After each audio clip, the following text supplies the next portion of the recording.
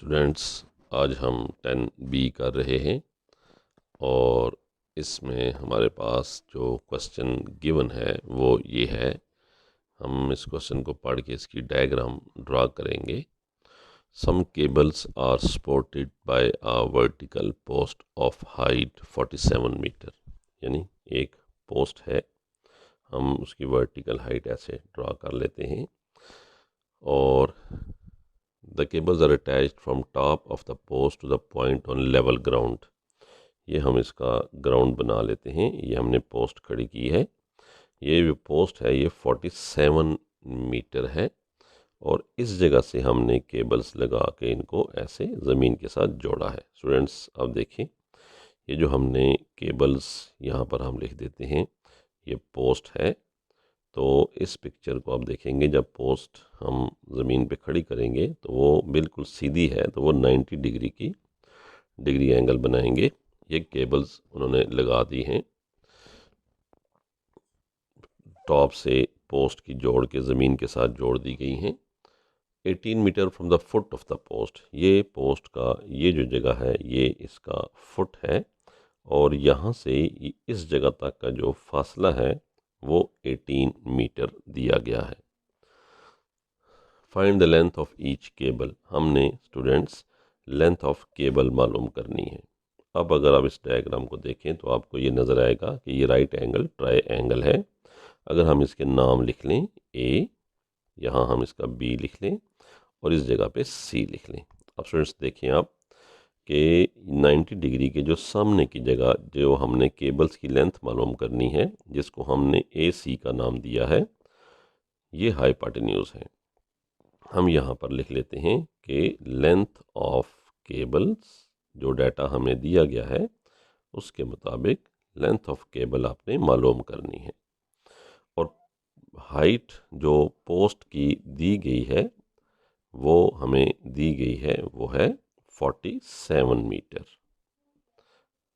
और जो केबल जहाँ से जुड़ी है उससे फुट का जो डिस्टेंस है, वो distance of cable from foot वो आपके पास है 18 मीटर। स्टूडेंट्स, हमने इनके नाम भी रखे हुए हैं। लेंथ ऑफ केबल को हमने ए सी कहा है ट्रायंगल के ऊपर, हाइट को हमने बी सी कहा है और केबल की जो जोड़ी है हमने फासला ज़मीन से वो ए बी है। अब स्टूडेंट्स, हम अगर पैथागोरस थ्योरम यूज़ करें, बाय यूजिंग पैथागोरस थ्योरम, तो आप देखेंगे कि इस थ्योरम के मुताबिक ये जो ए सी है, जो लेंथ ऑफ केबल है, ये इज इक्वल टू है ए बी का स्क्वायर प्लस बी सी का स्क्वायर। आप वैल्यूज़ डालें, ए बी की वैल्यू 18 का स्क्वायर है और बी सी की 47 का स्क्वायर है। अब दोनों का स्क्वायर लेके इन दोनों को प्लस करें। स्टूडेंट्स, हम पहले 18 का स्क्वायर ले लेते हैं। 18 का स्क्वायर लेंगे, हमारे पास जो आंसर आएगा वो 324 है। 47 का आप स्क्वायर ले लें, इसका जो आंसर आएगा वो 2209 है। आप इन दोनों को जब ऐड करेंगे, अब ए सी का जो स्क्वायर हमारे पास आ गया है वो स्टूडेंट्स हमारे पास आया है 2533। आप दोनों साइडों पे आप अंडर रूट ले लें, अंडर रूट लेंगे तो 2533 के ऊपर, तो ए सी का जो आंसर आएगा वो आएगा 50.33 मीटर। इसका मतलब है कि लेंथ ऑफ जो केबल्स है वो आपके पास आ गई है 50.33 और यही इसका आंसर था।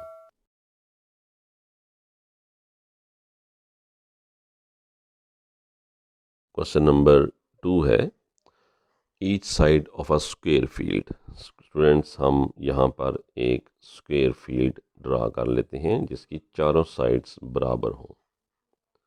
ये हमने ड्रा कर लिया। 50 मीटर लॉन्ग, यानी ये तमाम साइड से इसकी जो लेंथ है वो 50 मीटर है। हमने वो लेंथ ड्रा कर दी। A barricade is to be placed along the diagonal of the field. अब ये इसके स्टूडेंट्स डायगनल कहलाते हैं। ये लाइन तो दोनों कोनों को मिलाए, चाहे इधर से मिला लें, ये दोनों लाइंस जो हैं ये डायगनल्स कहलाती हैं। तो हमने डायगनल के ऊपर बैरिकोड खड़ा करना है, रुकावट खड़ी कर देनी है यहाँ पर, बैरियर जिसको हम कहते हैं। तो इस डायगनल की हमने लेंथ मालूम करनी है। स्टूडेंट्स आप देख रहे हैं ये स्क्वायर फील्ड है, तो इसकी राइट एंगल ट्रायंगल इजीली बनाई जा सकती है। अब हमारे पास दो ट्रायंगल्स हैं, इनमें से कोई भी आप ट्रायंगल यूज़ करें तो आपके पास आ सकता है। सबसे पहले हम ये करते हैं कि इसके नाम हम लिख देते हैं ABCD। अब हम यहाँ लिखते हैं कि जो हमारे पास वैल्यू AB की है वो फील्ड की जो लेंथ और ब्रेड दोनों इक्वल हैं, तो AB और BC दोनों ही जो हैं वो 50 मीटर के बराबर हैं। स्टूडेंट्स ये जो बैरिकोड हमने मालूम करनी है जिसकी लेंथ, अगर आप इसको देखें तो ये 90 डिग्री के सामने है। 90 के सामने का मतलब है कि ये असल में हाइपोटेन्यूज है। हमने हाइपोटेन्यूज की लेंथ मालूम करनी है। तो अगर हम यहाँ पर डायरेक्ट ही लिखते हैं हाइपोटेन्यूज के लेंथ ऑफ बैरिकोड जो हमने मालूम करनी है उसका स्क्वायर जो है ये इक्वल होगा बाकी दोनों साइडों की स्क्वायर के। यानी कि हम क्या कर रहे हैं, हम यूज़ कर रहे हैं Pythagoras theorem, using Pythagoras theorem. हमने ये फार्मूला लगाया है कि 50 का स्क्वायर, दूसरी साइड जो है वो भी 50 की है, तो 50 का स्क्वायर हम दोनों को ऐड करें, 50 का स्क्वायर 2500 प्लस 2500 आएगा और ये 5000 आ जाएगा। अब लेंथ जो हमने मालूम करनी है इसका स्क्वायर है, इसके ऊपर हम अंडर रूट डाल दें, 5000 के ऊपर भी हम अंडर रूट डाल दें तो ये स्क्वायर से कैंसिल होगा। तो हमारे पास जो लेंथ ऑफ बैरिकोड आ जाएगी वो आएगी length of barricade is equal to 5000 का आप अंडर रूट जब लेंगे तो आपके पास 70.7 आंसर आ जाएगा। स्टूडेंट्स ये इस क्वेश्चन का आंसर है।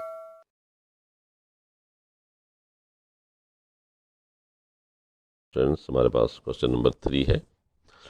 A rectangular swimming pool has, एक रेक्टेंगुलर स्विमिंग पूल है, तो आइए हम एक रेक्टेंगुलर स्विमिंग पूल बना लेते हैं। रेक्टेंगुल वो जिसकी दो साइड्स एक जैसी, दूसरी दो साइड्स एक जैसी हैं।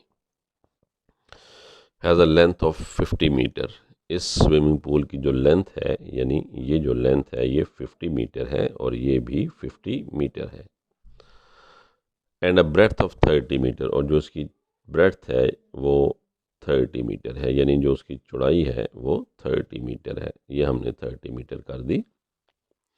During swimming proficiency test Ethan has to swim from one corner of the pool to the opposite corner, यानी कि एथन जो है वो इस कॉर्नर से इस कॉर्नर की तरफ जाना चाहता है, या आप इस कॉर्नर से इस कॉर्नर पर ले आए, कोई भी कॉर्नर पे ले जाएं। Find the distance Ethan has to swim, हमने ये जो डिस्टेंस तय करेगा वो मालूम करना है। स्टूडेंट्स सामने डायग्राम बनाई, यहाँ पर 90 डिग्री ड्रा कर लें, ये राइट एंगल बन गया।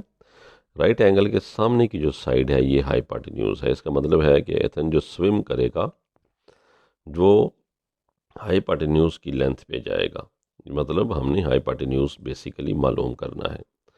अगर हम ये ट्रायंगल के नाम लिख लें ABC और D, और हमें पता लग गया कि ये ट्रायंगल जो हमारे पास है, इन ट्रायंगल BAD ये हमारे पास ट्रायंगल है और एंगल A पे 90 डिग्री है, तो हमने जो हाइपोटेन्यूज मालूम करना है वो हम इजीली कर सकते हैं बाय यूजिंग पैथागोरस थ्योरम। हम यहाँ पर फार्मूला जो है वो लिखेंगे, वो है BD का square is equal to AD का स्क्वायर प्लस AB का स्क्वायर। स्टूडेंट्स वैल्यूज हम डाल देते हैं, 30 स्क्वायर प्लस 50 मीटर का स्क्वायर। हमारे पास जो आंसर आएगा 30 का स्क्वायर 900, 50 का 2500, दोनों को प्लस करेंगे 3400 हमारे पास मीटर स्क्वायर आ जाएगा। अब हम दोनों साइडों पे अंडर रूट लेंगे, तो अंडर रूट लेने से बी डी का जो स्क्वायर है ये ख़त्म होगा।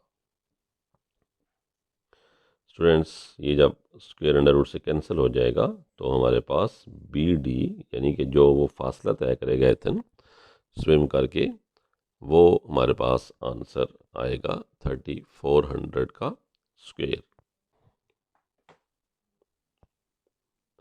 आप 3400 का स्क्वायर रूट निकालेंगे,